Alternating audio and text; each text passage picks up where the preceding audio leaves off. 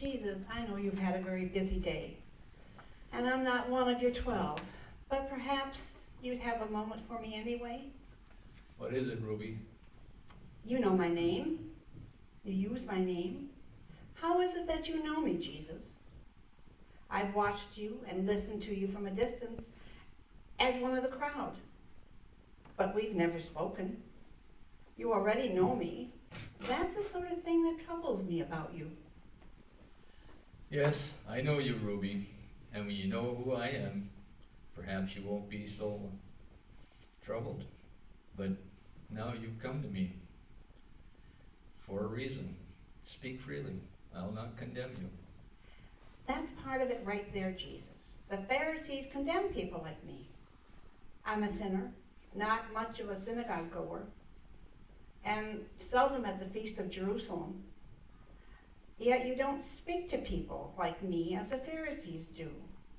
This morning, when the teachers of the law and the Pharisees dragged that adulterous woman into the temple court, you didn't condemn her, nor did you overrule the law of Moses. Everyone knew she was guilty, but all you said was, "Let him without sin cast the first stone."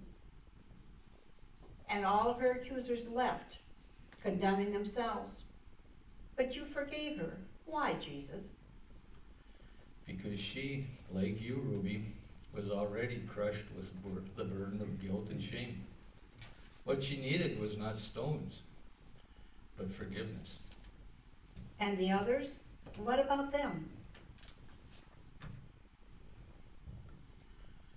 Sadly, they remain in their sins until they see their true condition before God as sinful and shameful, every bit as wretched as that woman's condition.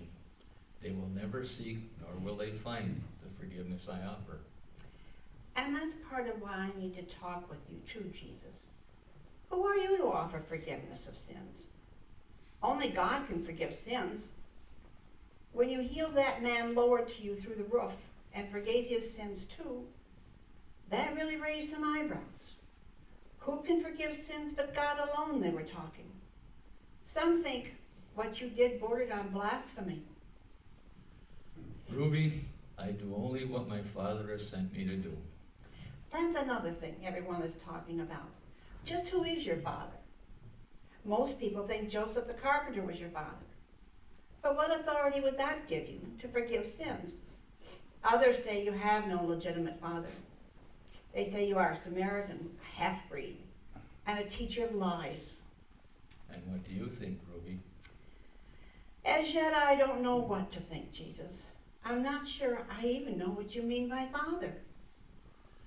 It is my Father who sent me and who bears witness of me.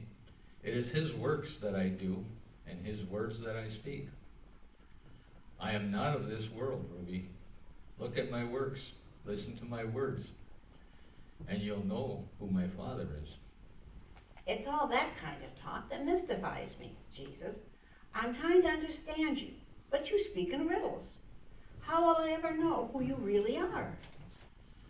I can see that still you don't know me. If you knew me, you would know my Father also. He sent me to bring you freedom, Ruby. Hold to my teachings, Ruby, and you'll know the truth about me, and in that truth, you'll be free. Free? I can tell you know far more about me than I know about you, Jesus. It's bad enough to have these pagan Romans on every corner telling us what to do, and their tax collectors endlessly shaking us down for more than we owe. But worse is the never-ending guilt I feel. I try to forget, but my sins haunt me, especially in the quiet of the night when I lay on my bed. My rabbi did his job well, teaching me the law. He would boast that he was a free son of Abraham. Perhaps he was. But thanks to him, I know myself to be a slave of sin. If I could only find this freedom of which you speak. Ruby, if the Son sets you free, you are truly free. It's not just the Romans and the tax collectors and the guilt that enslave me. Jesus, it's our own leaders. Not long ago, I visited the synagogue once again. I admit it had been a while. But those pompous windbags, you know how they are. Well, I went. You were even there that day. You healed that man with the withered hand. Remember? But because it was the Sabbath, they came after you like a pack of wolves. They teach that freedom is the law. Some freedom. Thank God you disregarded their law, restoring the man's hand, giving him the only freedom he'd had in years. It's not God's law they are teaching, Ruby, but their own. If God's law were truly their concern, they would rejoice in a man made well. And if Abraham were really their father, they would seek to protect a man's life. But already they are plotting to kill me. I forgive sinners and heal the sick and the lame. Where is the crime in this? Who but the devil would stand in the way of freedom, forgiveness, healing, and life? That is what I wonder too, Jesus. They claim Abraham as their father, Ruby, but a child of Abraham has the faith and does works of Abraham. I speak the truth of God, and they say I'm demon-possessed. I forgive a sinful woman and heal a crippled man, and they plot to kill me. Just who is it that is demon-possessed?